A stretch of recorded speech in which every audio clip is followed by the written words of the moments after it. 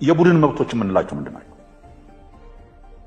የቡድን መብቶች ቅድም ካልኩት ቋንቋ ከማስከበር በጋራ እንደ ቡድን አብሮ ባህልን ለማስፋፋት መንቀሳቀስ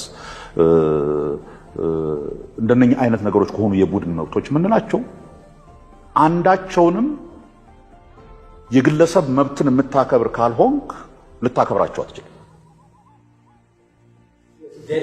ቆይ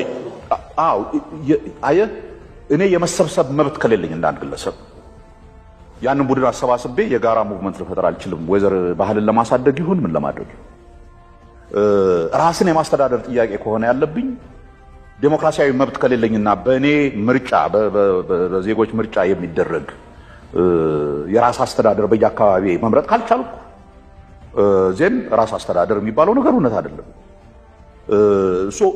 ዴሞክራሲያዊ ስርዓት ብቻ ነው ይሄንን ነገር ጋራንቲ የሚያደርገው። በእውነተኛ መልኩ እንደነኚህ አይነት የጋራ መብቶችን ፕራክቲስ ማድረግ የሚቻለው ይሄንን በአብዛኛው ከግለሰብ መብቶች ብለን ሰብአዊ ፖለቲካዊ መብቶች ብለን የምናነሳቸው ይሄ የመናገር፣ የመጻፍ፣ የመሰብሰብ የምን መብቶች የፖለቲካ መብቶች ምንድናቸው? ድምጽ የመስጠት በዜግነትህ መሪዎችን የመምረጥ የምናምን ምንላቸው እነኚህ መብቶች ሁሉ ከግለሰብ ጋር የተያያዙ ናቸው። ብሔር ስለሆንክ ብሔረሰብ ስለሆንክ አይደለም የሚመጡት because you are የዛ አገር ዜጋ የዛ አገር አባል ስለሆንክ። እነኚህ በሌሉበት የቡድን መብት ብቻ ይከበራል ማለት የማይሆን መሆኑን ደግሞ እኛ ከሌላ ሀገር ታሪክ አይደለም ማየት ያለብን። ያለፈውን 28 ዓመት እነኚህን መብቶች አከብራለሁ ብሎ ነው ይሄ ስርዓት እንትን ላይ የወጣው። አንዱንም መብት የግሉንም አላከበረም። ኦፍ ኮርስ የግሉን ደግሞ ካላከበረ የቡድን መብቶችንም ሊያከብር አይችልም። ዛትፋይ መጨረሻ ላይ ይሄ ሪቤሊየን የመጣው ራስን በተለይ ራስን ከማስተዳደር ጋር ነው። ስለዚህ የግለሰብ መብት መኖር የወል መብቶችንም ለማስከበር ነኝም እነሱ የወል የሚባሉ መብቶችንም ለማስከበር መሰረታዊ ነው። ናው ያን ስንል ያ የወል መብቶች አይኑሩ እኮ አይደለም እያልን ያለ ነው። ኢት ኢዝ ኢምፖርታንት። ይሄንን ካላከበርን ሌሎቹን ነገሮች ልናከብር አንችልም። ስለዚህ ተቀጥላ ነው የማዕዘን ድንጋይ ነው ካሉ እንዲያብራሩልኝ የምጠይቆት ዶክተር ብርሃኑ የማዕዘን ድንጋይ ካደረጋችሁት ታይሜሲ ቀደምነት ቅድሚያ እየተሰጠው አይደለም ወይ? የወልና የቡድን መብቶች ተቀጥለው የሚመጡ ናቸው ነው የምትሉት? ግዴታ ነው ማለት እኮ ቅድም ያልኩህ እኮ ነው። እኔን እንደ ሰው መብት ከሌለኝ የመሰብሰብ መብት ከሌለኝ ስለሌላ የተሰበሰበ ቡድን ላወራ አልችልም። የመምረጥ መብት ከሌለኝ ራሴን ስለማስተዳደር ላወራ አልችልም። ያ ደግሞ ተነጥሎ ለቡድኖች ብቻ የሚሰጥ አይደለም። እኔ እንደ አንድ ዜጋ whatever የኔ የቡድን አፊሊዬሽን ያን ነገር እንደ ዜጋ ይገባኛል ነው የምለው። እንደ ዜጋ ሲሰጠኝ ነው ያን ነገር ማገኝ። ዜጋ ይቅርታ ላቋርጦት። ዜጋ አየር ላይ ተንጠልጥሎ ነው የሚቆመው። ቡድን ማለት ታሪካዊ ሁኔታ ውስጥ አይደለም። እኔ ቡድን ልሁን ብዬ አይደለም። አፍሪካን አሜሪካንስ አሜሪካ ውስጥ ኖርዝ አሜሪካ ውስጥ ቡድን እንሁን ብለው አይደለም። ሁሉ ጊዜ በቀለማቸው ማርክድ ናቸው አይደል እንዴ? ኢትዮጵያ ውስጥ ኦሮሞ በኦሮሞነቱ እየተናቀ የሚኖርባት ከነበረች እንደ ቡድን እኮ ኦሬዲ ማርክድ ነው። ስለዚህ ግለሰብ ተብሎ አየር ላይ ይንጠለጠላሉ። ዜግነት ሲወርድ ሴቷ እንደ ሴት ጥያቄዋን ይዛ መምጣት የለባትም ወይ?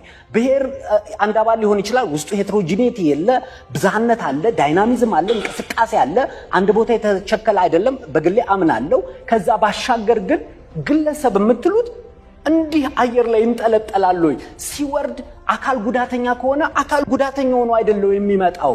ስለዚህ እንዴት ያለውን ግለሰብ ነው የማዕዘን ድንጋይ ልታረጉት የፈለጋችሁ? ይሄ አንተ የምትለው 1000 የተለያየ አይነት ማንነት ያለው ግለሰብ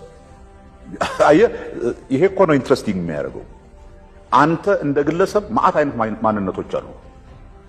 የዘር እንትህን አላውቅም፣ ምን ቋንቋ እንደምትናገር አላውቅም፣ ምን ኳስ ቡድን እንደምትደግፍ አላውቅም፣ ትምህርት ምን እንደሆነ አላውቅም። እነኚህ ሁሉ ግን they make you are አንተ ማን ነህ የሚለውን ነገር እነኚህ ሁሉ ነገሮች ነው የሚወስኑት። it's not just አንድ ነገር።